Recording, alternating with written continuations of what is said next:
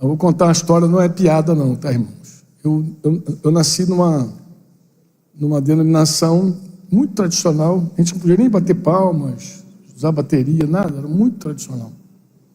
E, em geral, quando a gente estava reunido assim como igreja, o pastor dava direção assim, para alguém orar. Fulano, ora para iniciar a reunião. Fulano, dá graça. Sempre havia essa direção, né? E o irmão então se colocava de pé, a igreja toda sentada, silenciosamente, para ouvir a oração e concordar. E aí, a pessoa orava. Tá.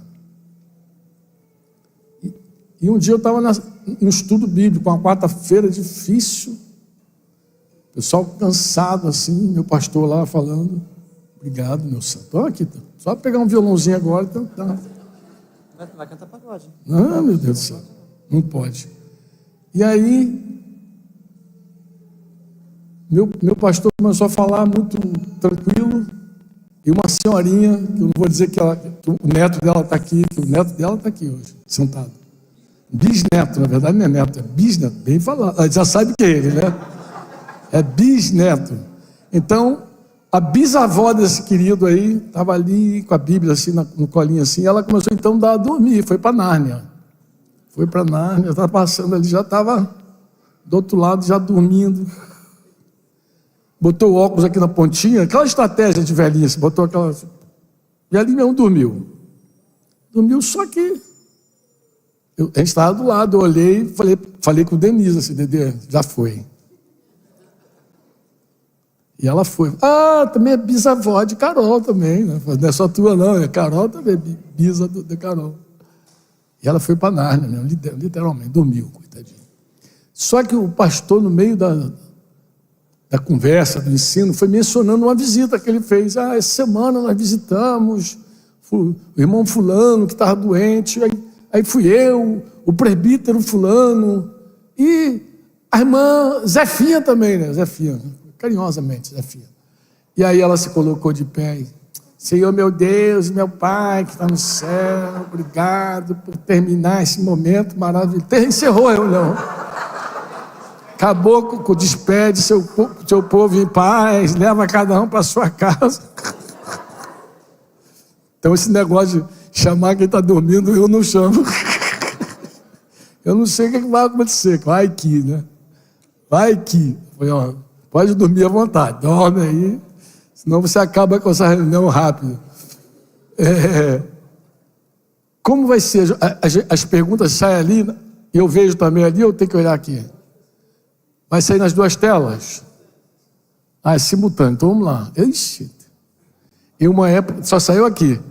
Em uma época em que as crianças e adolescentes estão constantemente expostas a uma infinidade de informações e influências digitais, como podemos, como pais, se fazer ser ouvidos e exercer autoridade sem sermos autoritários? Bom, então, vou começar de trás para frente, tá?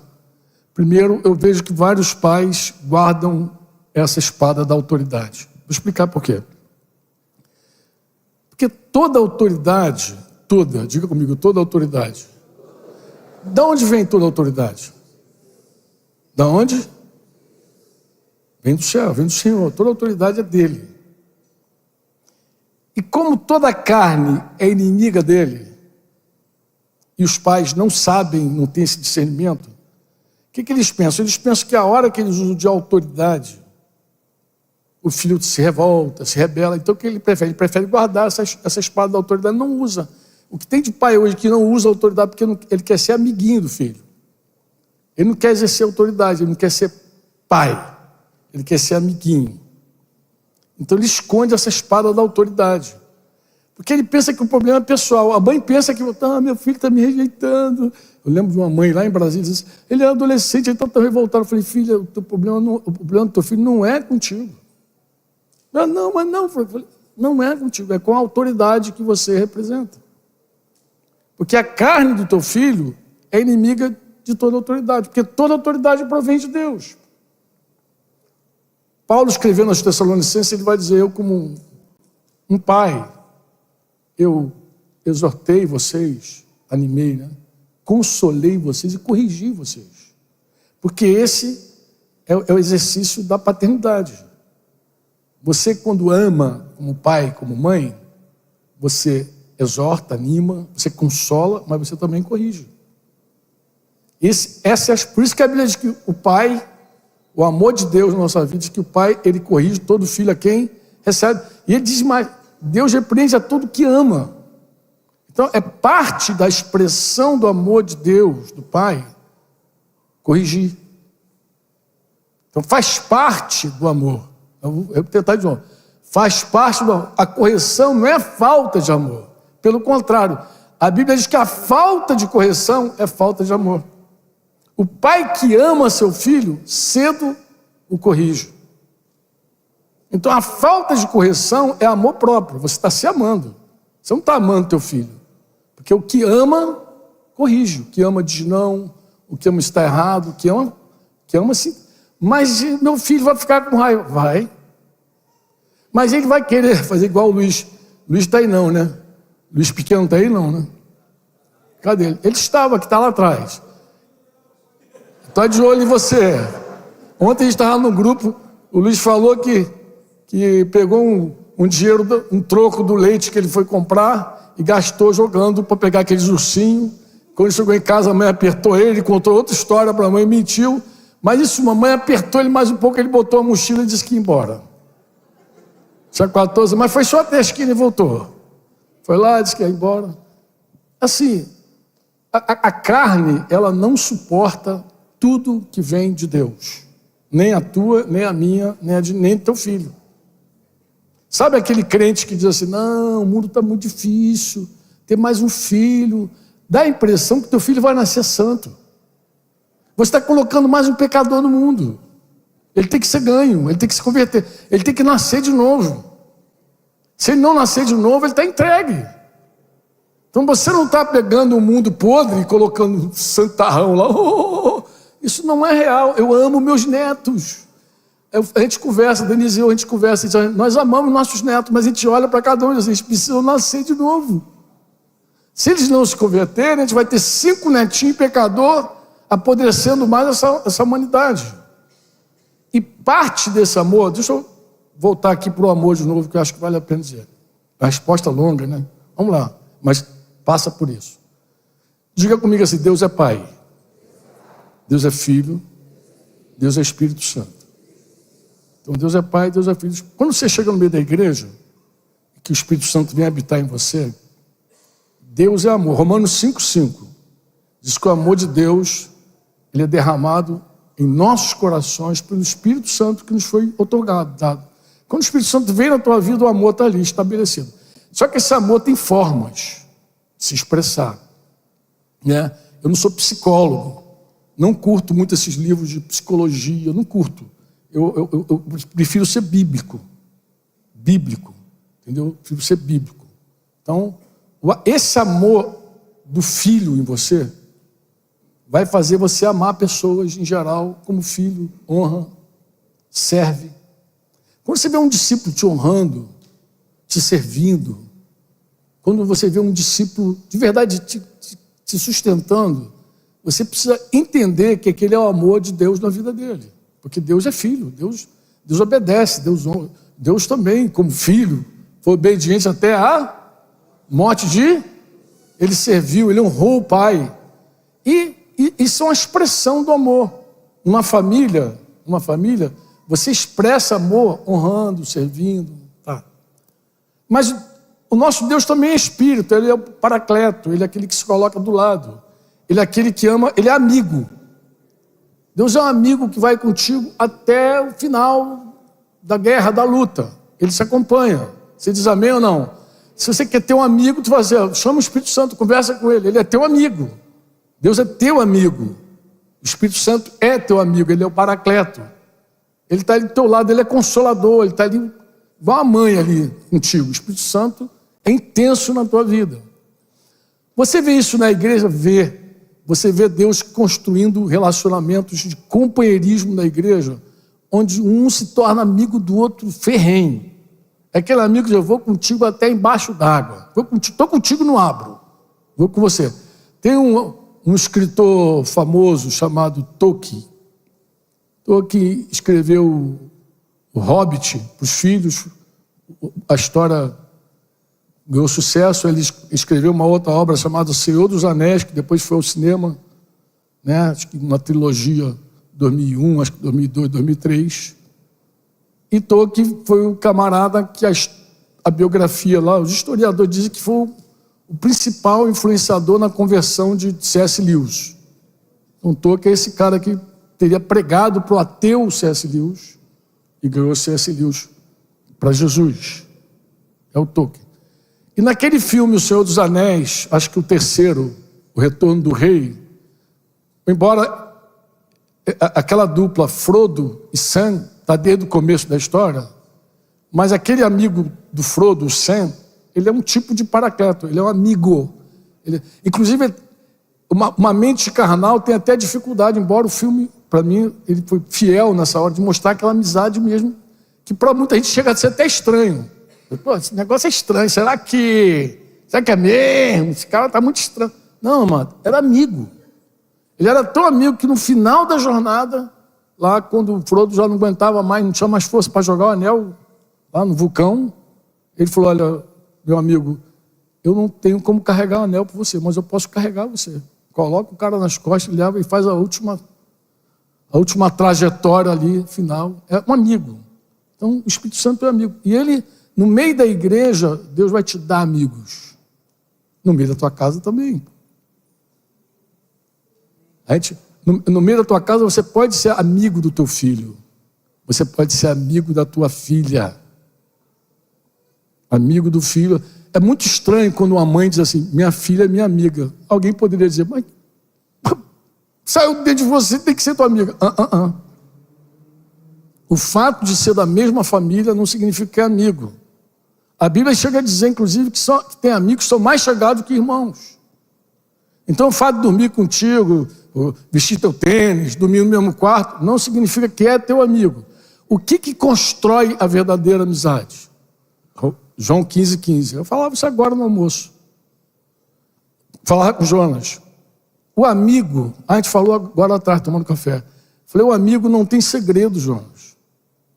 Eu estava falando para o Jonas que antes de ser presbitério, a gente tem que ser amigo. Não adianta botar um presbítero à mesa se não é teu amigo, só por título. Isso é uma vaidade, pô. Tem que ser amigo, irmão, amigo, companheiro mesmo, de luta, de guerra.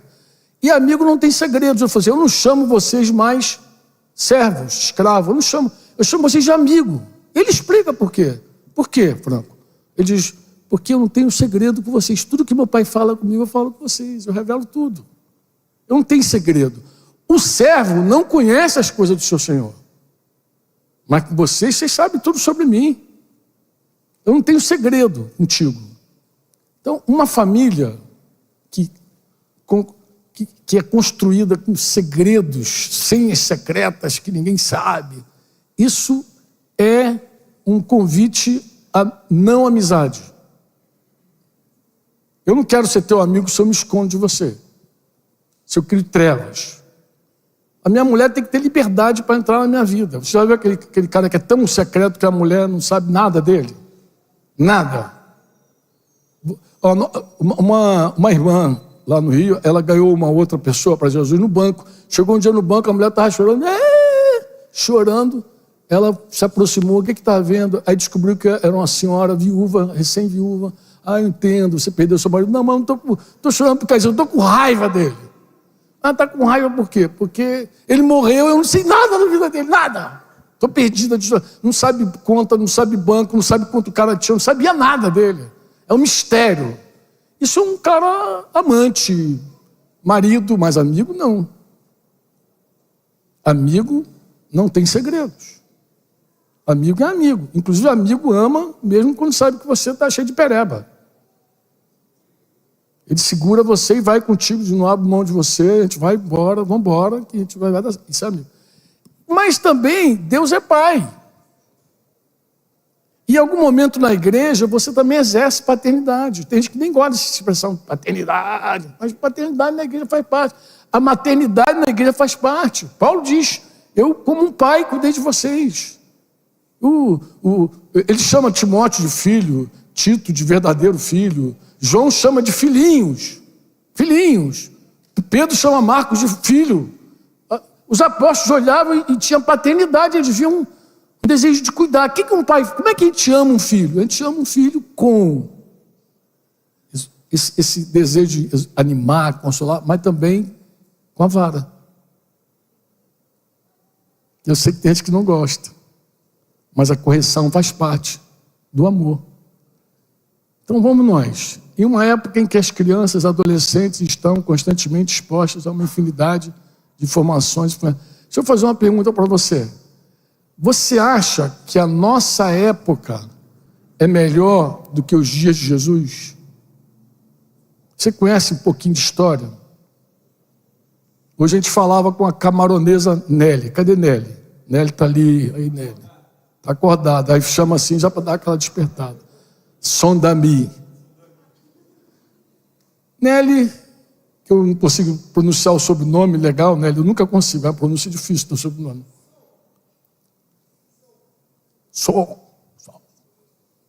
Bem, é Maniço.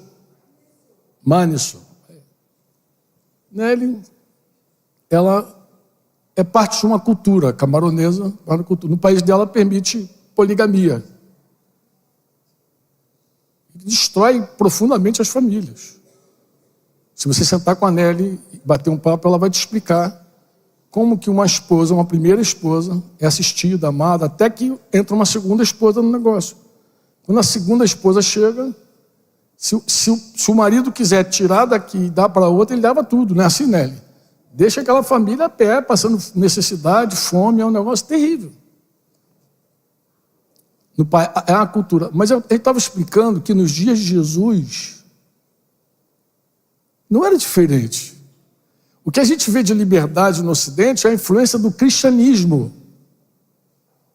Se você vai mais para o Oriente, onde o cristianismo não foi proclamado e a fé não chegou a todos, a mulher não foi chamada de herdeira da mesma graça, ou ela pertence ao pai, ou ela pertence, propriedade, tá? Ao marido, ou ela pertence a um senhor. Então a mulher, ela só tinha esses 3 pares de relacionamento. Ela era propriedade do pai, o pai podia vender, dar, negociar. Quando dá para casar, recebe um dote forte, negocia a filha, né? Ou é mão de obra para ele, é trabalho também para ele, significa um monte de coisa. Ou ela é do pai, ou ela é do marido. Aí, marido, cara, é minha propriedade. Quando a Bíblia diz não cobice a mulher do próximo, ali o tema não é sexual, irmão. Olha a lista inteira.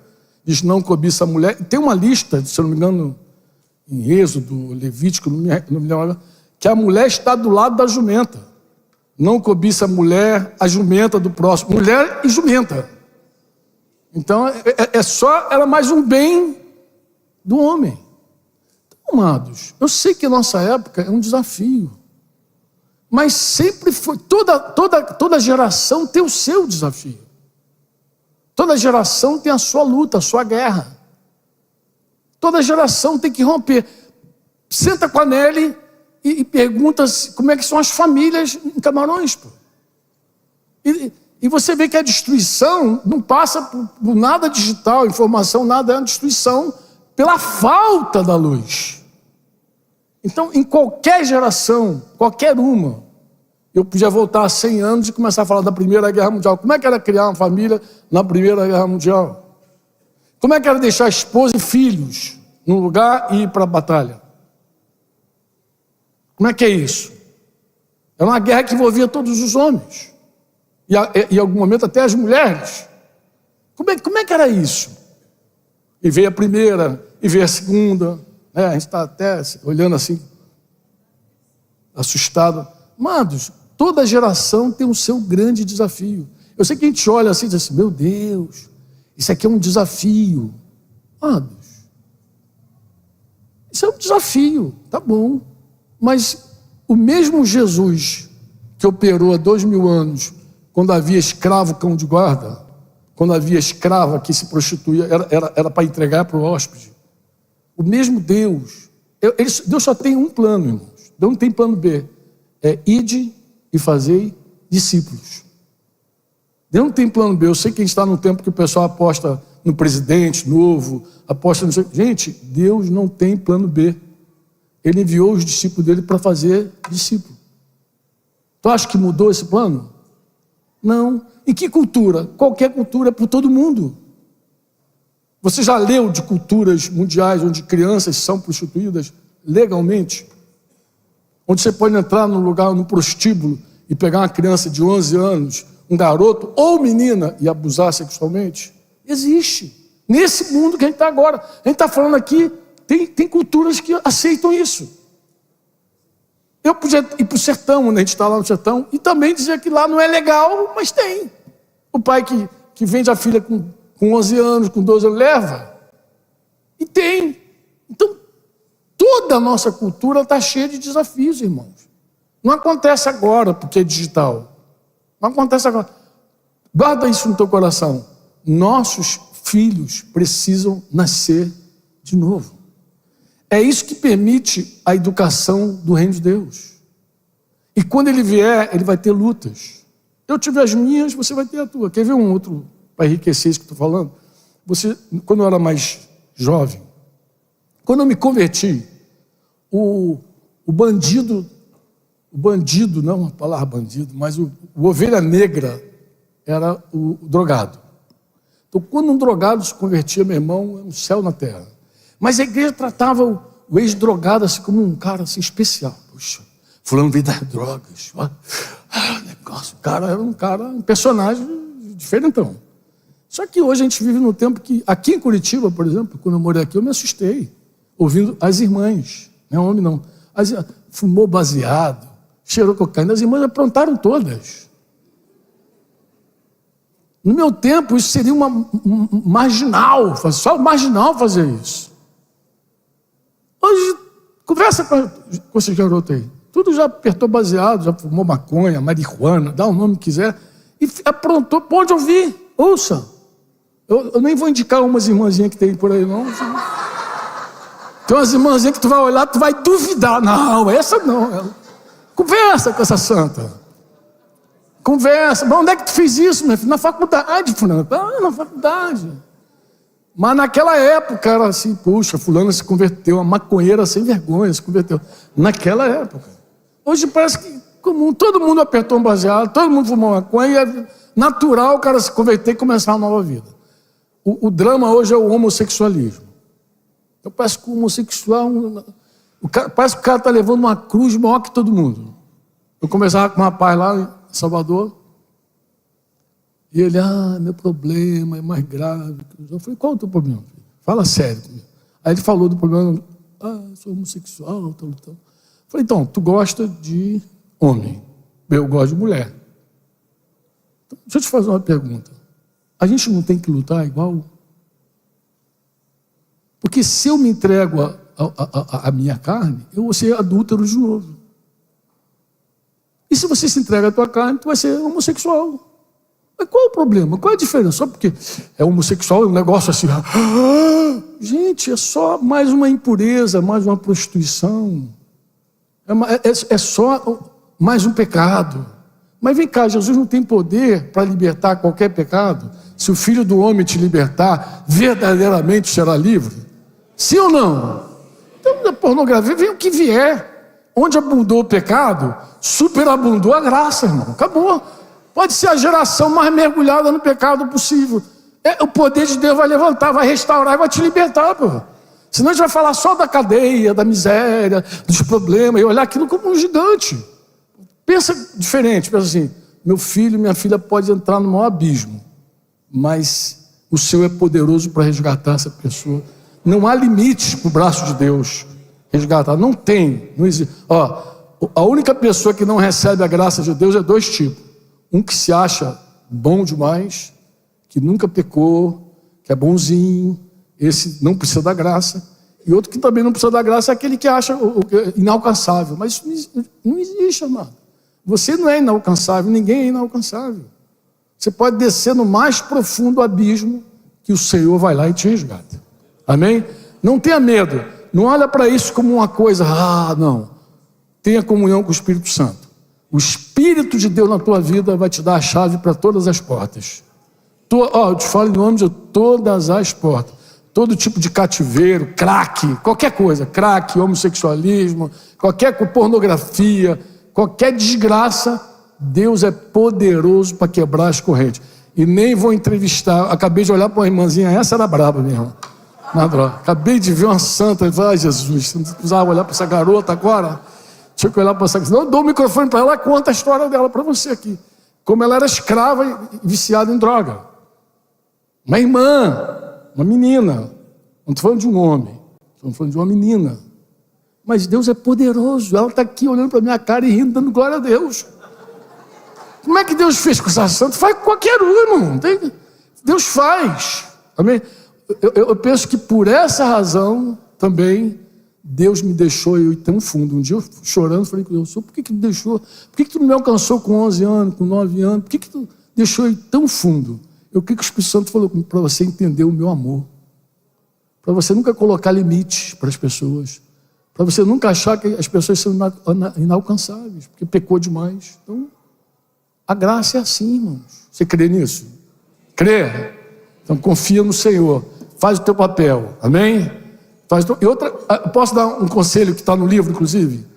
Conta o teu testemunho para os teus filhos. Não perca a oportunidade de conversar com os teus filhos sobre o teu testemunho. Conta dos teus pecados mesmo, rasga, sem medo. Não tenha segredo com os teus filhos. Não tenha mistério. Seja amigo dos teus filhos. Vou contar. Outra coisa, ao hospedar a pessoa na tua casa, ao hospedar, estiver à mesa, estimula as tuas visitas cristãs a abrir o coração, a contar a história, testemunho. Um dia aqui em Curitiba eu fiquei chocado com um irmão dizendo que o filho não sabia como é que ele se converteu. Falei, amado, misericórdia. Teu filho é o primeiro a saber a tua história. Como é que você vai ser amigo do teu filho se você esconde o teu passado? Como é que tu vai ser amigo do teu pai se você esconde o teu passado? Revela tudo, conta sem medo. Diz, isso vai dar ânimo para o teu filho. Inclusive ele vai ver também que Deus salva gente perversa como você. Porque é muito ruim quando você faz uma cara de santarrão e as pessoas ficam dizendo, pô, eu não sei nem como vou chegar aí. Mas esse cara é inalcançável, perfeito. Isso não existe. Eu falo com os pastores, confesse seus pecados, se possível, publicamente, para que a igreja veja que pastor também peca. E que precisa. Mas Deus é maravilhoso. Deus restaura o pastor, restaura a ovelha, pô. Amém ou não? Deus restaurou Pedro, está escrito lá, Deus restaurou Pedro, pô. Deus restaurou Pedro, restaura qualquer um, pô. Então não tenha medo, não, seja profundo. E pede a visita, conta teu testemunho, conta a tua história e deixa teus filhos ouvirem. Deixa teus filhos ouvirem, estimula mesmo. Posso agregar algo final aqui nessa pergunta? Se você faz parte de uma igreja que discipula, não discipule teus filhos, porque você já é um discípulo natural dos teus filhos. Procura alguém para cuidar dos teus filhos. A gente conversava isso ainda há pouco.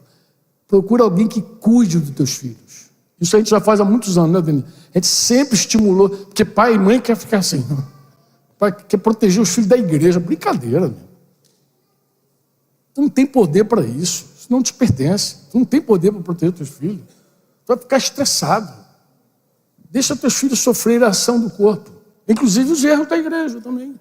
As pisadas de pé, querendo, sem querer. Deixa ele aprender também a sofrer a injustiça, lembra? Deixar o mal, fazer o bem, suportar o mal. Deixa ele passar, pô. Ele aprende, ele cresce. Confia em Deus, pô. Confia. Porque tem coisa que você não tem condição de fazer. Não está nas tuas mãos, não te pertence. Se você tentar, tu vai cansar. Tem outra pergunta aí? Foi longa essa resposta, né? Mas não, as perguntas eu prefiro manter a pergunta. Não, acho que a pergunta é legal porque abre várias janelas, né? Para a gente tocar os princípios do reino.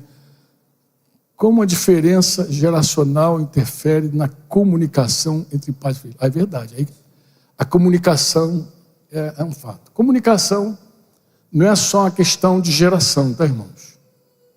Se você for para o sertão, você vai ver que você vai ter que aprender a falar outro idioma para se comunicar com o sertanejo. Para ele entender o que você está falando, para você entender o que ele está dizendo também.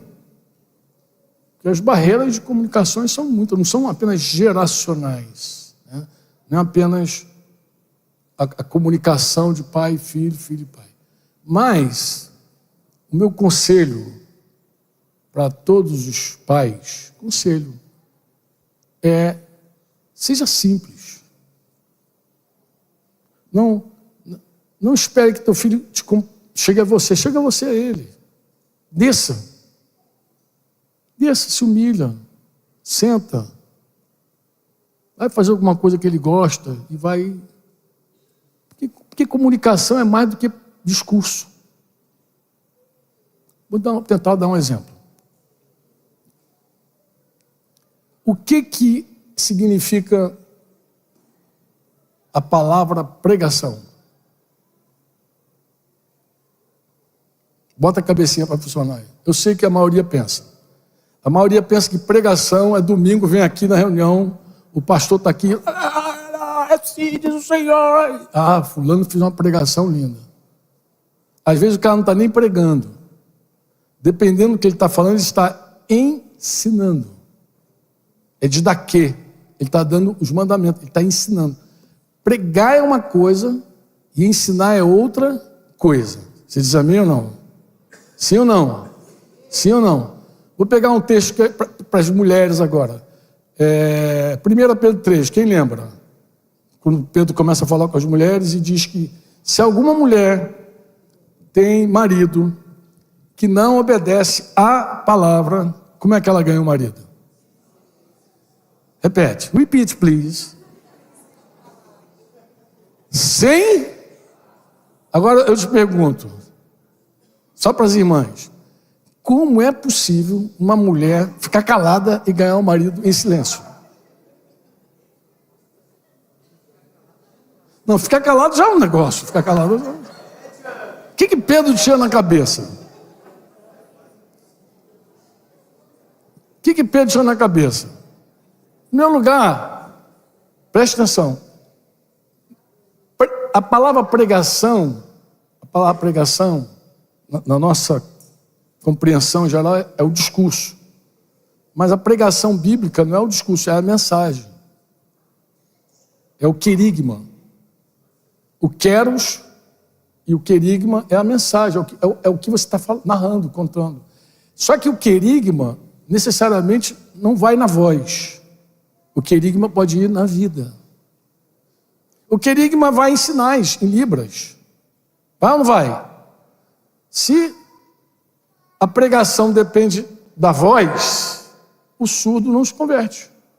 Ele não ouve tua voz. Como é que o surdo alcança o evangelho? Porque o querigma é a mensagem. Então, quando você codifica a palavra em sinais e comunica para ele, ele descodifica e recebe, ele é alcançado. Aí o querigma chegou a ele.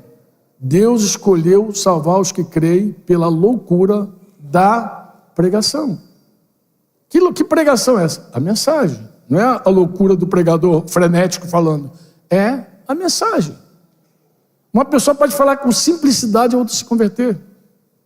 Uma pessoa do sertão prega o sertanejo dela, aquela gramática toda errada, e o outro se converte. Ele não precisa ser gramática, eloquente, tudo isso aí é falácia, tudo isso é fake. A mensagem vai de qualquer jeito. Mas a mensagem, irmãos, a mais poderosa mensagem, ela vai na vida. Por isso que a mulher ganha sem palavras. É a mais poderosa de todas. É aquela que você fala, vivendo. Aqui foi um microfone pro chão. Está pago? Glória a Deus. A mais poderosa mensagem, irmãos, ela vai na vida. E aí, pode ter alguma barreira na comunicação? Pode. Você pode falar, como eu falei para meu filho uma vez assim, teu chiclete está aberto. Ele, hã? Aí eu falei, chiclete? Aí eu falei, tentei outra coisa, zíper. Ele, hã? Aí eu falei, que esse negócio? Eu fecho, pai. Claro, a gente fala quase outro idioma, quase, porque... Oi? Braguilha, barguilha. Tentei barguilha, tentei barguilha e braguilha. Tentei as duas, nada, não foi nada. Até que ele falou, foi um fecho. Eu falei, tá bom, cara. Tem diferença, claro, pô. Nosso vocabulário é diferentão. Os garotos entendem de um jeito. Isso também é legal quando você começa a pregar para os jovens e começa a ver que tem uma forma de chegar até eles. Eu digo pregar com a mensagem, uma comunicação diferenciada e tal. Ele vai entendendo de outro jeito. Ele é outra geração, outra cultura, até joia. Mas isso aí também a gente aprende. Você diz amém ou não? Senão Deus não te manda para outra cultura, para outro país. Você aprende também. Mas qual é o segredo de tudo isso, irmãos? Eu volto a falar, é a dependência do Espírito Santo. Porque o Espírito Santo conhece qualquer língua. Quando a igreja nasceu, olha que coisa interessante. Quando a igreja nasceu, o Espírito Santo veio sobre a igreja, os que estavam orando. Eles falaram em vários idiomas e todos se entenderam. Diferente da Torre de Babel. A Torre de Babel, eles falavam uma língua só. Deus desceu ali, confundiram as línguas e acabou, virou uma bagunça, virou um caos. A igreja é uma antítese de Babel. Ela é uma antítese. A igreja foi o dia em que Deus falou várias línguas e todo mundo se entendeu. Babel foi o dia que todo mundo falava uma língua e agora ninguém se entende mais. Então Deus confundiu. Então quem é que pode de verdade vencer todas as barreiras de comunicação senão o Espírito Santo, nosso amigo que mora em nós? Eu te pergunto, tem alguém melhor do que ele? Conversa com o Espírito Santo, você, eu estou precisando chegar no coração do meu filho, da minha filha. Qual é a chave? Qual é o meio? Isso é para depender de Deus, irmãos. Porque se a gente tivesse um manual, ninguém ia depender de Deus coisa nenhuma. A gente precisa depender do Espírito Santo. E para depender, ele coloca uns desafios diante de nós tremendo, para depender. Se tu não depende, pô. Sai e fala, o que eu tenho que fazer? Você quer fazer logo, resolver tudo. Eu vou terminar essa resposta dizendo assim, ó. É muito comum você ver crente cansado, de alma, de psique. Alma cansada. Não deveria ser. Porque Jesus falou, vinde a mim, todos vocês estão cansados, sobrecarregados, eu vou aliviar vocês. Tome sobre vocês o meu jugo, lembra? Meu jugo é suave, meu fardo é leve, vocês vão encontrar descanso para a alma de vocês. O que em geral cansa um crente? Eu vou te falar. Número 1, tentar ser Deus. O que é tentar ser Deus? É tentar fazer aquilo que só Deus pode fazer. O que só Deus pode fazer? Bom, a lista é grande. É gigantesco, é verdade. Eu quero muito que meu filho tenha juízo. Você não tem poder de botar juízo na cabeça do teu filho. Se meu filho tivesse sabedoria, eu queria dar um pouquinho de sabedoria para minha filha. Você não tem nenhuma chance. Nenhuma. Sabe o que é nenhuma? Nenhuma. Mas tem que guardar o filho. Como que você vai guardar? Diz para mim. Não, para mim. Como é que se guarda um filho? Como é que se guarda uma filha? Qual o limite humano de guardar uma outra pessoa? Nós não temos controle sobre nada. Eu sei que vocês são jovens ainda, tem um monte de pais jovens que pensa que tem controle. Quando você ficar na minha idade, vai descobrir que não tem. Nós não controlamos nada, nem a batida do coração no peito. Mas eu estou controlando meu açúcar. Controla nada. Tu não tem controle de nada. Um dia tu vai descobrir isso. Talvez se frustre. Talvez se liberte. Talvez você encontre descanso. Quando você descobrir que tem coisa que só compete a Deus. Talvez nesse tempo você vai orar mais. Vai ficar mais dependente. Vai orar. Se tornou um homem de oração, porque eu descobri que eu não consigo um monte de coisa, eu oro. Então a lista é grande. Pense em alguma coisa aí, importante para o teu filho. Eu quero muito abençoar meu filho. Amém. Mas eu vou te falar quem é o dono da bênção, o Senhor. E graças a Deus que é Ele. Por quê, Franco? Porque se você morrer, Deus segue abençoando teu filho, tua geração. Ele abençoa 1000 gerações de quem faz a vontade dele. Se já passou, e Deus segue abençoando tuas gerações. Amém ou não? Amém ou não? Amém. Que bom que é Ele que faz, né? Outra coisa que nos cansa é pegar aquilo que Deus não colocou nossa mão para fazer. Tem coisa que não nos compete e a gente quer fazer. Que Deus não disse faça e você sai fazendo. Isso vai descansar. Isso vai descansar. É muito ruim quando você tem um desenho para algo e está fazendo outra coisa que não é o teu desenho. Vou usar uma expressão aqui de Max Lucado. Que você começa a dar o máximo do teu pior. Cadê o máximo do teu pior? É horrível. É horrível, você está desencaixado. Você está fazendo algo que Deus não chamou você para fazer. Isso cansa demais você. E aquilo que Deus chamou você para fazer, faça na dependência do Espírito Santo. Amém? Então deixa eu dizer uma coisa para você. Ó. Não há humanamente poder em nós para romper as barreiras de comunicação. Mas você sabe, eu sei, quem pode nos ajudar. Parece que vou ficar repetindo aqui o mesmo disco. É o Espírito Santo. Dependa mais dele e menos de você. Tem um livro que eu nunca li, mas o título me chamou a atenção. Eu acho que Denise deve ter lido. É Deus Forte, Pais Fraco, é assim, amor? Pais Fracos, Deus Forte. Eu já fico imaginando o que o autor desse livro escreveu. E deve ser bom esse livro. Denise, leu, Dê? É bom? Pode ouvir. Denise falar que é bom, Denise lê um monte de livro. Sabe falar? É. Ó, pais fracos, Deus forte. É essa a nossa realidade. Nós somos fracos, mas nós temos um Deus que é forte. É aí que a gente se garante. Amém? É aí, essa é a nossa âncora, nosso amparo, nossa força. Então, todos os limites, inclusive geracionais, ser rompido aí. Amém? Tem outra não, né? Já está no intervalo? Meu Deus do céu. Que vocês não estão cooperando comigo não, hein? Eu vou pegar carona aqui com o apóstolo Pedro. Como assim, Franco? Pedro, o apóstolo. Na sua primeira carta, eu até escrevi um livro agora recente chamado Vocacionados. Eu me dediquei a escrever para pastores inicialmente, mas para todo mundo que cuida, sobre pastorear. E Pedro é muito interessante. Pedro, o apóstolo, eu posso dizer que ele é o primeiro pastor vocacionado por Jesus, que inquestionável, vocês concordam comigo ou não? E foi um chamado interessante. O cara acabou de pecar, negou Jesus 3 vezes, bravejou, xingou, e Jesus chama o cara para ser pastor. Que chamado, né? Dias depois, lá Jesus estava convocando ele. Vamos embora, meu filho. Você me ama? Amo. Então, cuida do meu rebanho. Cuida das 3 vezes, lembra?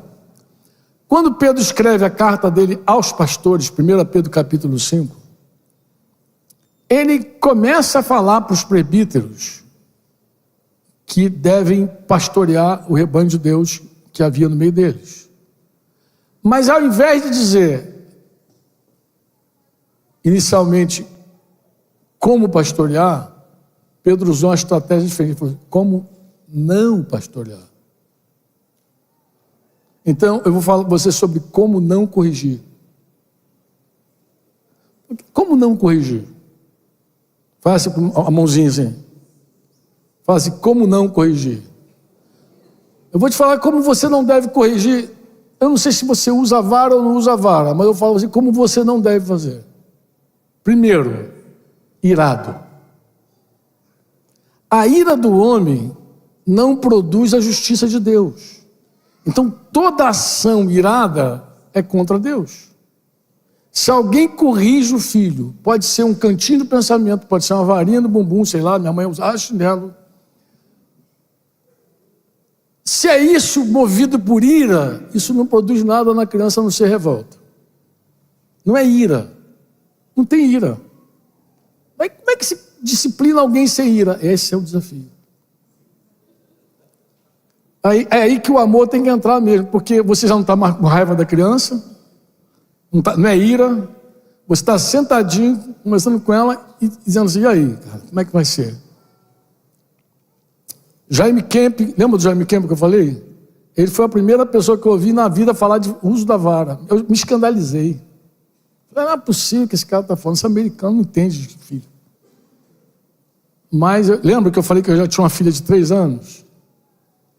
Eu nunca havia tocado na minha filha para nada. Nada. Aquele bebelôzinho. Mas um bebelô rebelde pra caramba. Pensa no bebelô rebelde. Rebeldão. E aí? Quando eu vi Jaime Kemp falando, eu primeiro achei que não era literal, falei, nada a ver, coisa e tal. Depois eu falei, cara. Mas eu percebi que o Espírito Santo tinha uma carga maior, um tom maior, não apenas no uso, mas como não fazer. Como não fazer. Aí, na ocasião, a gente escreveu 5 nuncas, faz assim, 5 nuncas. O grande abismo de uma pessoa que não faz por amor é fazer por ira. Vou pegar um outro exemplo para você não pensar em criança. Marido fraco. Pensa no marido fraco. Um cara que está sempre... topa tudo, a mulher fala, ele... às vezes troço errado. Não, mas tem que agradar a minha esposa. Não. Romanos 15 diz que a gente deve agradar as pessoas naquilo que é bom para a edificação delas. No que é bom. Então eu te agrado no que é bom para você. Aquilo que não é bom eu digo não. Você agrada quando é bom para edificar. Vai construir a pessoa? Vai. Então agrada. Não vai construir, vai destruir. Não agrada. Aprenda a dizer não. Diga não, pô. Isso vai te fazer mal. Então se faz mal, é não. Se faz bem, vai. Mas isso aí é o adulto que tem que pensar. Então pensa no marido. Vou voltar para o marido. Aquele marido que a mulher estava escrevendo lá nos defeitos do marido. Aquele marido sem iniciativa, aquele marido fraco. Mas pensa nesse marido, pensa nele. Cara, marido, eu vou te falar desse marido fraco para você. Um homem fraco, ele explode. Pode chamar ele de banana, mas ele é uma banana de dinamite, tá? Mas por que ele explode? Porque ele é fraco. Então, como ele é estou pastoreando, gente, eu estou convertido há 40 esse ano, já pastorei, já lembro que eu fui chamado pastor, só a misericórdia de Deus. Então, eu aprendi logo cedo que pastorear não é púlpito. Pastorear é relacionamento, é olho no olho, é sentar e conversar. Logo cedo eu aprendi que era isso. Porque o pastor de púlpito não me atraía. Se eu lesse lá 1 Timóteo 3 dizendo, aquele que almeja o episcopado, excelente obra almeja, e eu pensasse no meu pastor, eu jamais queria ser pastor. É que a minha compreensão de pastor era outra. Isso aí eu não quero não, nem Deus me livre. Deus me livre. Mas Deus me pegou na curva, porque eu tinha prazer em cuidar de pessoas. E um dia eu descobri que aquilo era pastorear. Então eu fazia sem saber, depois eu fiquei sabendo. Aí já era pastor por acidente. É o que temos no momento. Diz assim para o professor, eu sei que eu não sou o melhor pastor, mas alguém tem para o momento. Vamos lá, meu filho. Marido frouxo, ele explode. Por que ele explode? Porque ele vai se contendo. Um dia ele tem ira. Isso acontece com o filho também. Quando você não ama teu filho e senta sem ira, sem animosidade, senta com ele e corrige ele no nível que ele precisa, você não explode com ele. Você não explode. Não tem tapão, não tem jogar as coisas assim, você é um infeliz, não tem nada disso. Porque de repente você é um doce, uma mulher doce, um filho doce, aquela coisa, doçura total, até você ficar irado. Mas você é doce, mas tem a hora que explode. Porque é um outro relacionamento intenso perto de você. Então a hora que você se irrita, e quando você se irrita, você não precisa ser colérico. Uma pessoa com raiva, amaldiçoa. Amaldiçoa ou não amaldiçoa? Fala besteira pro outro. Sou infeliz, vai morrer, você é igual tá mãe. Vai falando. Vai amaldiçoando, vai xinga. Tem crente que xinga, gente. Crente que xinga tudo que é palavrão, amaldiçoa a pessoa do que é jeito, com raiva. Mas, sem raiva, pensa numa pessoa doce. Calmo, sereno e tranquilo. Então, o tema da correção, você tem que compreender ela. Não é um ato de ira. Não é porque você está chateado. Não é porque teu filho te fez passar vergonha. Porque isso não é amor. Se você corrige porque você está com vergonha, isso não é amor. Você está corrigindo por tua causa, não por causa dele. Se você corrige porque está irado, é por tua causa, não é por causa do teu filho. É você que está irado, pô, perdeu a paciência. Não. A disciplina é um ato de amor pensado, conversado. Gente, isso era difícil. Pergunta a Denise. Eu entrava no quarto com as crianças lá, eu já sabia. Diga comigo, nunca irado. Diga, nunca irado. Nunca com a mão. Como não? Nunca com a mão. Mão não é para agredir ninguém. Mão é para fazer carinho, para abraçar, para acolher. Quando a Bíblia diz vara, é porque está falando para você ter um objeto que a criança olha e diz, meu netinho já faz assim, a gente ama nosso neto, amado. Tu acha que eu tenho prazer com o meu filho? Vem cá, rapaz, vamos lá no quarto. Mas ele leva para o quartinho e ele volta manso. Aí ele volta outra criança, amorosa. Pensa. Mas não tem nenhuma ira, nada. É uma conversa com oração. Então diga comigo, nunca com a mão. Nunca irado. Nunca com a mão. Nunca sem conversar antes. Porque a pessoa irada, ela conversa? Não, meu filho. Diz aí, filhão, o que você aprontou? Pai, pisei na bola mesmo. Tal. Então, filhão, o que você acha que você precisa? O que papai falou? Tu falou isso, vamos fazer. Então, o que você acha? O que você está merecendo? Umas varadas, né? Quantas varadas você acha que você precisa nessa ocasião? Elas diziam, umas 3. Não, 3 é pouco, pô. Tem que ser mais do que 3, rapaz. Vamos lá, então, melhora esse negócio aí. Assim. Conversar. Nunca por acidente. Quebrou, criança quebra, criança faz arte, criança se acidenta. Claro, a não ser que você tenha divertido, ela foi lá. E nunca na presença dos outros. Você leva para um lugarzinho reservado, um cantinho só vocês dois, senta, olha. Sim, desse jeito.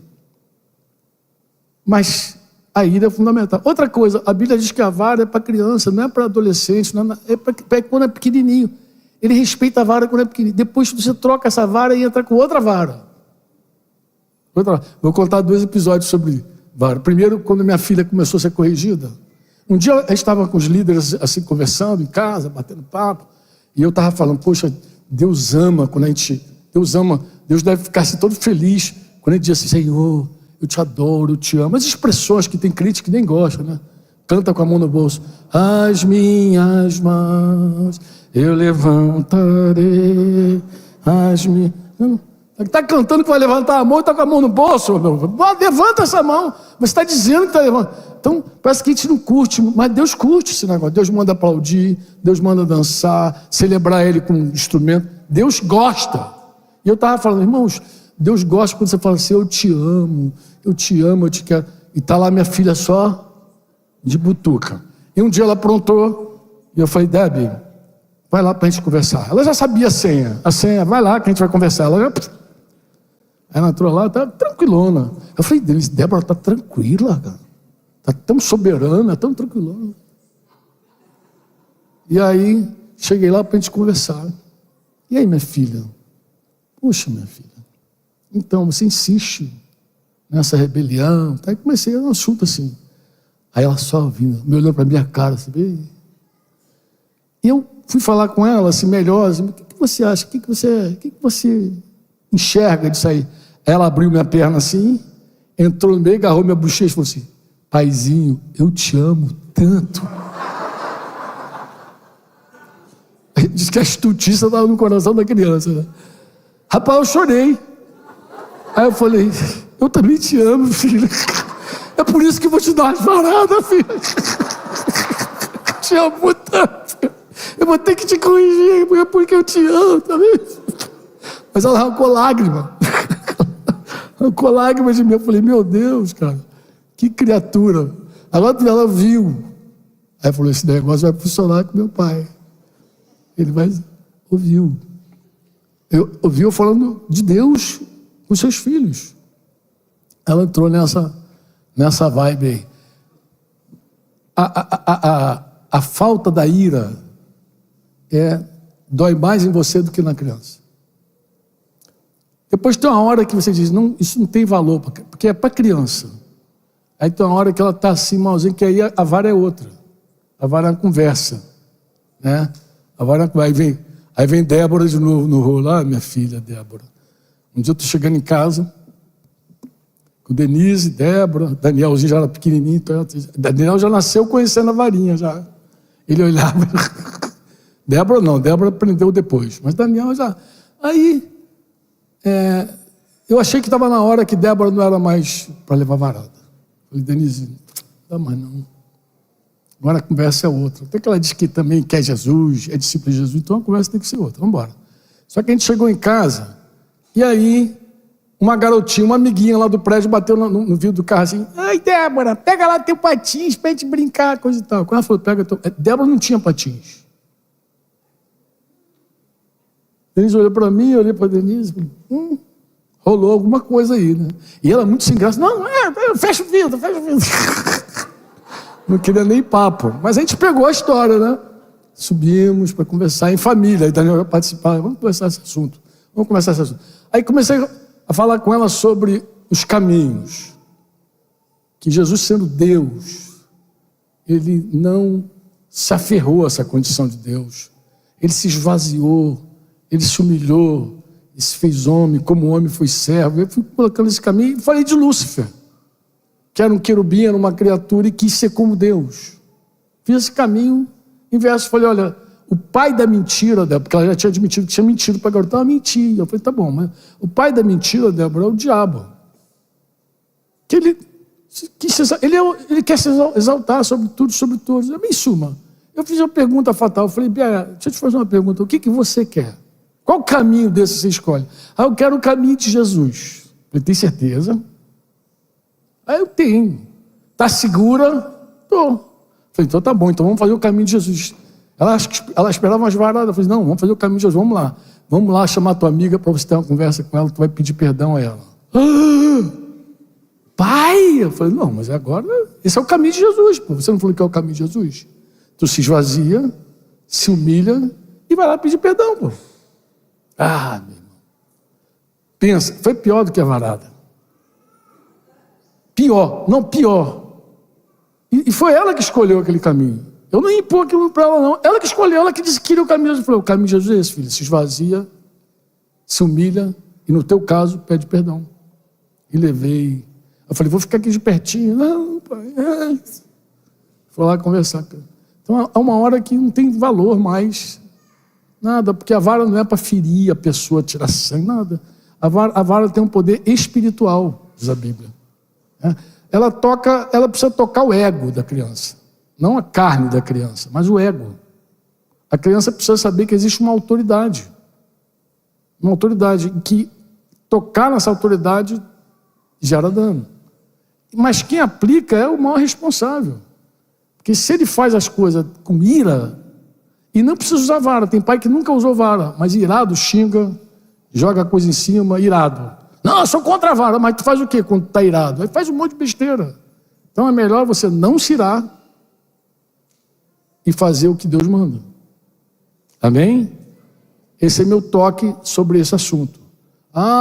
Tem muitos livros que devem tratar disso aí, Jaime Kemp e outros, você pode se aprofundar. Mas o que ficou forte para nós naquela ocasião era como não fazer. Porque eu vi um monte de pai corrigindo porque o pastor chegou, porque o discipulador está aí tem que corrigir porque está irado. Aí isso tudo era nosso cuidado, era não fazer da forma que não glorifica a Deus. E tem que doer mais no pai, e se não dói mais no pai e na mãe, não é disciplina. A disciplina nos filhos tem que doer na gente.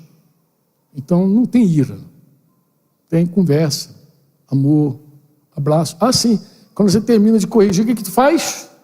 Ora.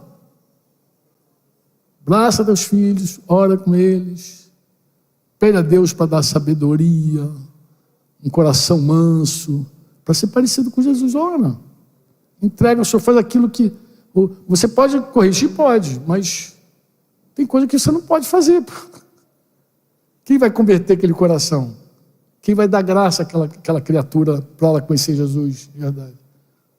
Se não fora o Senhor, se não fora o Senhor que esteve ao nosso lado, ora diga Israel. Você não é do teu tempo, não. Mas é o Senhor que está ao nosso lado. Se Ele socorrer, a gente está bem. Se não socorrer, está mal. Amém? Tem algum intervalo ou tem mais uma pergunta?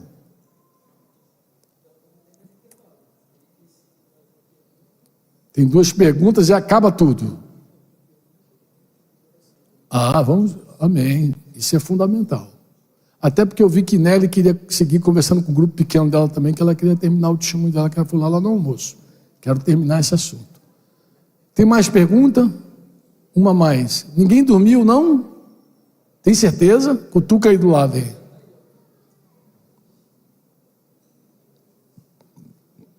Eita, tem um pessoal. Jesus. Bem, eu não sei se a palavra equilíbrio é a melhor palavra. Porque quando a gente coloca equilíbrio, parece que está em extremos diferentes. Concorda comigo? Concorda ou não? Criar filho está no extremo, vida conjugal está no outro extremo.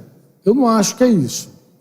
Eu não acho que são extremos que você tem que equilibrar. Eu penso que nós precisamos ter vida plena em tudo. Vida plena na vida conjugal, vida plena como pai, como mãe, vida plena.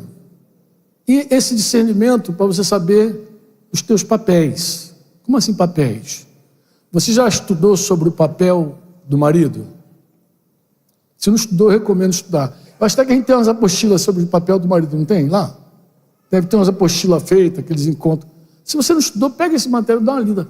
Quais são os papéis, meu? O que eu tenho que desempenhar como marido? O papel da esposa. Né? E claro, não misturar os papéis é bom. Como assim não misturar os papéis, Franco? Amado, olha só o que a Bíblia diz. Pode ver se ajuda. Diga comigo, filhos. Diga, filhos. Em tudo, obedeçam os seus pais. Estou fazendo uma versão mais leve aqui. Não é os vossos pais, os seus pais. Tá bom. Agora diga assim, esposa, seja submissa ao seu marido. Por que não disse obedeça ao teu marido, mas seja submissa? Vou te explicar. O que se espera da esposa é muito maior. Uma obediência requer ordem. Então você chega para o teu filho e seja claro, e dá a tua ordem. Não, aqui ou sim. Se você não é claro na ordem, você não pode depois exigir dele obediência. Porque a obediência exige uma clareza no que você quer. Olha, isso aqui, não. Isso aqui, sim. Então, é uma ordem clara. Aí diz, obedeça. Mulher não precisa de ordem. Inclusive, dar ordem para a mulher é muito feio. Lá nos primórdios, eu dizia para minha esposa, eu falei, filha, eu não quero te dar ordem. Se precisar, eu dou. Mas não quero. Por quê? Porque é feio. A mulher que está debaixo da missão do marido, ela honra o marido com o coração de Jesus quebrantado. Ela faz por sabedoria. Ela faz por sabedoria, porque ela quer se parecer com Jesus. É mansa e humilde de coração. Não é outra coisa que move a mulher. E nem é, porque o marido é bom. Eu vou voltar aqui. O assunto é criação de filhos, mas como a gente está falando aqui das esposas e dos maridos, deixa eu voltar para 1 Pedro 3 aqui. Pode ser? Eu queria mostrar uma coisa aqui para as irmãs. Pode ser ou não? Quer ver ou não? Então abre aí 1 Pedro 3. 1 Pedro 3. Só queria dar como exemplo para responder essa pergunta. Versículo 3 do capítulo 3. Que a beleza de vocês, está falando com as mulheres, não seja exterior. Quer dizer, ele não está dizendo para a mulher ser feia. Ele só está dizendo que existe uma beleza que ela perdura, que ela vence o tempo. Por quê? Porque essa beleza, ela desvanece, ela acaba. Por mais linda que seja uma mulher, o tempo vai consumir essa beleza. Se você tem dúvida, faz um teste que eu fiz lá no Chile, no encontro de jovens. Tita estava lá. Tita que comandou esse slide para mim. Eu falei, Tita, coloca aí. Tita pilotava naquela época. Era um encontro de rapazes e moças, jovens chilenos lá. Eu pedi, coloca a Vera Fischer aí com 18 anos. Aí apareceu Vera Fischer com 18 anos. A garotada, chileno, Aí foi aumentando, 20, 30, e a Vera Fischer foi só passando. Meu irmão, quando chegou, 60, eu estava falando dessa, como a beleza, né? Como essa formosura é vã. Pedro está falando disso. Há uma beleza que perdura. Vamos voltar. Então, ele não está falando contra a mulher se enfeitar, nem isso. Ele está falando, cultiva aquilo que vai superar o tempo. Dá atenção a isso, mulher. Porque o tempo vai passar, pode ter certeza. E você não vai ser tão bela como você é, mas tem uma beleza que pode perdurar. É isso que ele está dizendo. Que a beleza de você ser exterior, né? Não seja exterior, como trança nos cabelos, joias de ouro, vestidos finos, mas que ela seja do ser interior, uma beleza permanente. Permanente. De um espírito manso e tranquilo, que é de grande valor diante de Deus. Pois foi assim também que no passado costumavam se enfeitar as santas mulheres, aqui está escrito assim, que esperavam em Deus. Mas se você pegar a Bíblia NVT, que já é uma versão mais atualizada, eles já colocaram o que está originalmente no texto. E a palavra original no texto aqui não é esperava, é confiavam em Deus. Então você vê que a sujeição da mulher não é porque o marido é bonito, porque o marido é um maridão. Não, a sujeição dela é a confiança que ela tem em Deus. Porque assim, pode pegar, se tiver NVT aí, eu não sei se tem NVT. Se tiver a versão, pode colocar NVT, eu já vi que ela já deu essa corrigida aí. É as mulheres que confiavam em Deus. Confiavam em Deus. E estando cada qual sujeita a seu próprio marido. Então, não é uma sujeição por causa do marido. É uma sujeição por causa da mulher. Aqui já está, que se sujeitava a confiança em Deus. Elas depositavam sua confiança em Deus e se sujeitavam à autoridade do seu marido. Então não é um tema de tu é maior.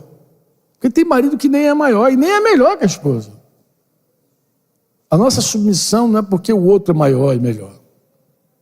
Isso funciona para os homens também, para os pastores, para os líderes. Nossa sujeição é por nossa causa. A gente precisa exercitar a humildade. A gente quer ser como Jesus. Você diz amém ou não amém? Voltamos para a nossa pergunta. Eu estou falando que existe uma plenitude. O que é a plenitude, irmão? Então, vou pegar um exemplo também. Eu gosto de pegar exemplo, porque exemplo. Um dia eu passei sentando um pastor lá que pediu ajuda, estava crise conjugal séria, coisa e tal, a gente foi conversar. Aí vida conjugal, vida sexual, problema. E aí qual é o problema, amado? Eu um pastor até que nem era muito perto da gente não, mas ele de alguma forma ele confiou. Aí ele falou, aí a mulher diz assim, não, mas ele na hora de namorar, ele começa a fazer piada. Quer ser engraçado. Eu olhei para ele e falei, tu é bozo.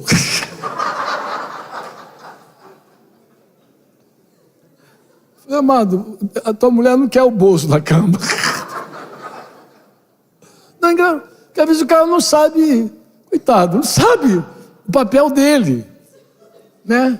Porque Mas eu estou usando essa história, ela é verdadeira, tá, Mara? Mas assim, não é piada. Eu sei que parece piada, mas não é piada. Mas para você ver como as pessoas elas se atrapalham com o seu papel. Então tem uma hora que você é amigo, mas tem uma hora que você é líder. Eu digo para o homem e para a mulher, porque a mulher também tem que liderar e tem que comandar as coisas que estão...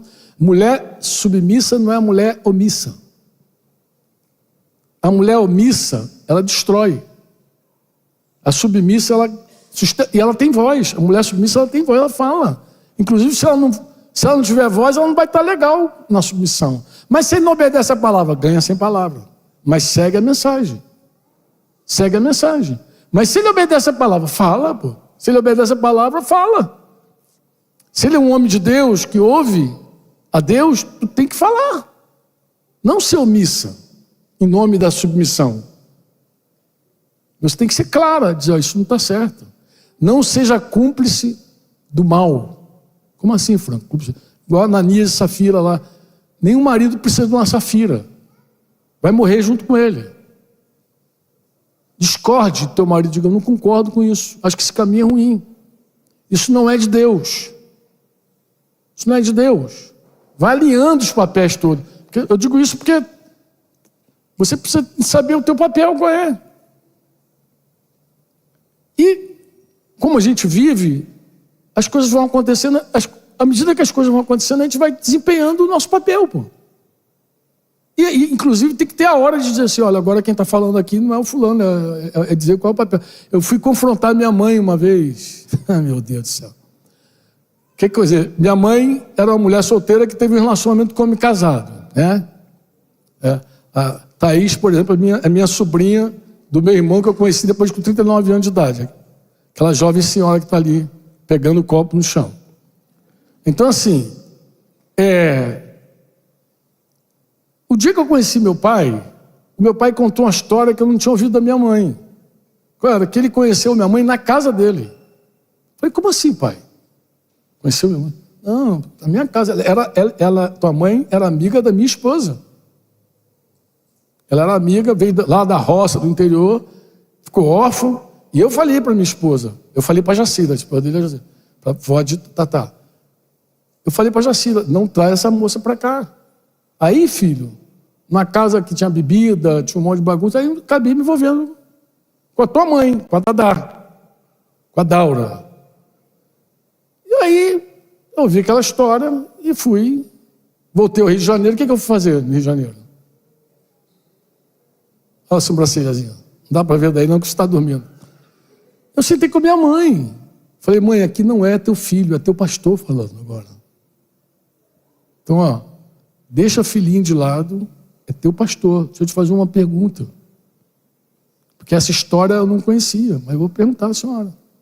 Não como filho magoado, não, como pastor dela. Falei, mãe, deixa eu te fazer uma pergunta. Por acaso a senhora era amiga da Jacira? Ela começou a chorar. Eu falei, já era. Confirmou tudo. A senhora era amiga da Jacira. Ela chorou, vi que era. Aí, fala, mãe. Aí, com muita dificuldade, eu falei que eram muito amigas. Eu falei, então, a senhora traiu a sua amiga, mãe.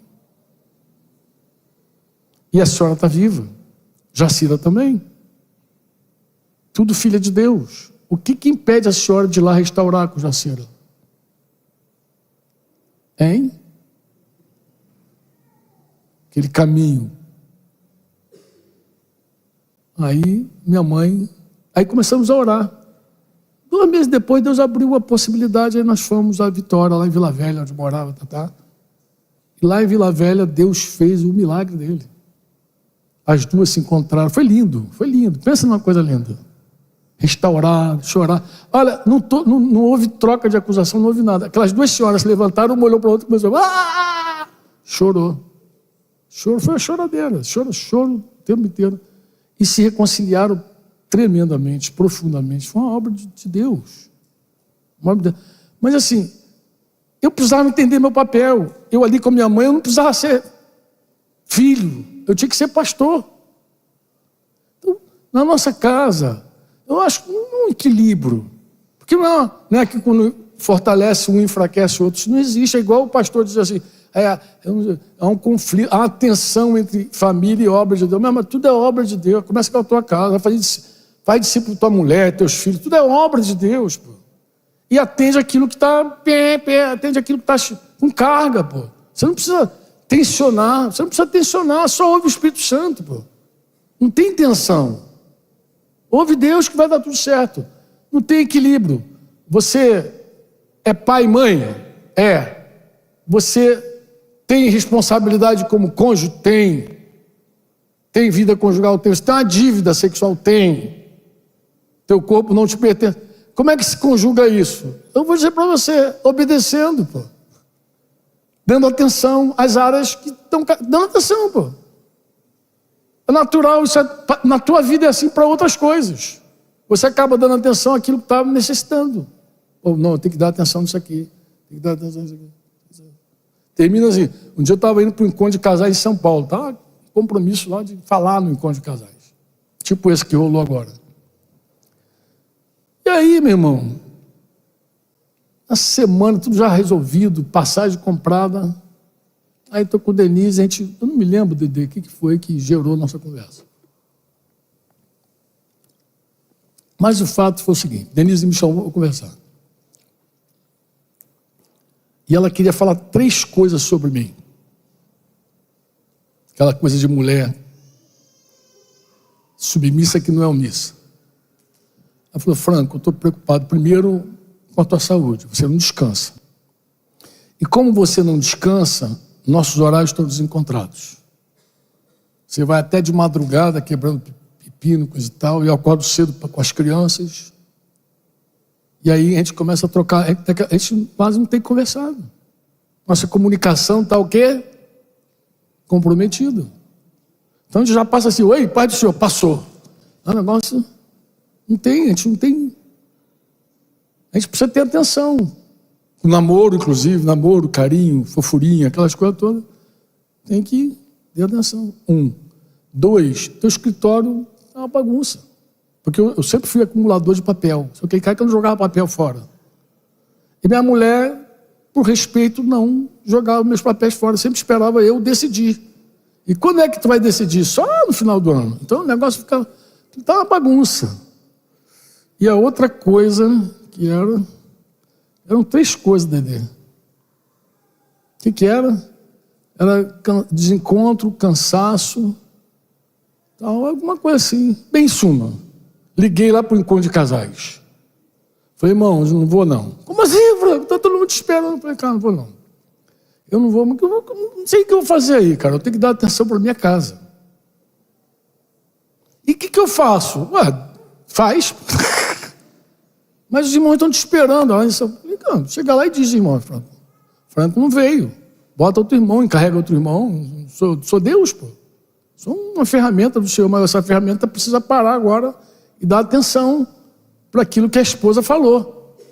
E aí, meu irmão, foi maior barato. O irmão meu ficou zangado comigo. Já tinha comprado passagem.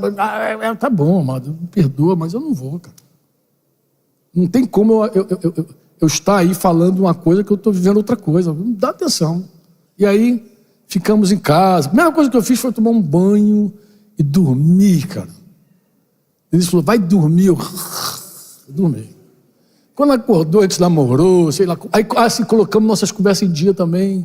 Sentamos e conversamos bastante. Como o pessoal também, a igreja, sabia quem estava em São Paulo, imaginava quem estava em São Paulo, a gente ficou em família também. Aí fomos comer pipoca, ver filme.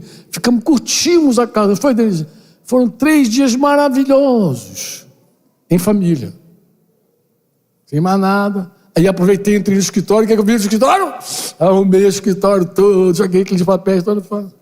Terminou. Segunda-feira o irmão me ligou. Eu falei, o irmão está machucado, vou ter que restaurar com ele. E aí, como é que foi o encontro? Ele falou, Franco, foi uma benção. Falei, glória a Deus, que bom. Eu estava orando, eu orei também pelo encontro, Senhor, tem misericórdia, atende lá. Mas como é que você fez? Então, cara, eu não fiz. Eu cheguei lá no encontro e falei, olha, o Franco, ele não vai vir com o Denise, porque ele disse que tem que dar atenção. Eu expliquei tudo para ele. Aí, o que aconteceu? E aí foi um chororô. O pessoal ficou quebrantado, o pessoal falou, cara, ele está certo. Aí ele brincou comigo e falou: você não veio, mas veio. Ele falou: você não veio, mas veio, Franco. Você não veio, mas, cara... Eu falei: como é que vocês fizeram o encontro? Eu mandei cada um pro quarto, namorar, conversar, atualizar. Os caras foram, partiu, foi lindo. Terminou o retiro, todo mundo feliz, orelha a orelha, sorriso.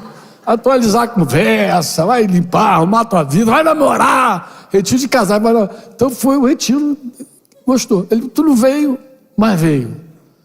Eu penso que é igual. Em algum momento a gente para tudo para dar atenção. A gente tem que estar sensível.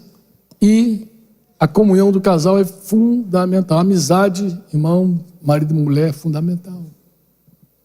E quando você ficar mais velho, quando teus filhos se casarem e forem embora, teu ninho vai ficar vazio de novo. Aí você vai ver que tem que ser amigo. Amizade tem que existir de verdade. Tem que ter, porque o que fica é os dois ali, um olhando para a cara do outro, querendo ver neto dentro de casa, querendo ver... Mas é desse jeito, fica vazio. Aí tem que ser amigo. Amém? Respondi essa. Não, só tirei a palavra equilíbrio. Pensa o seguinte: tudo que Deus lançar na tua mão, faz. Dá atenção, o Espírito Santo vai guiar você. Voltei de novo a falar do Espírito Santo. Seja sensível.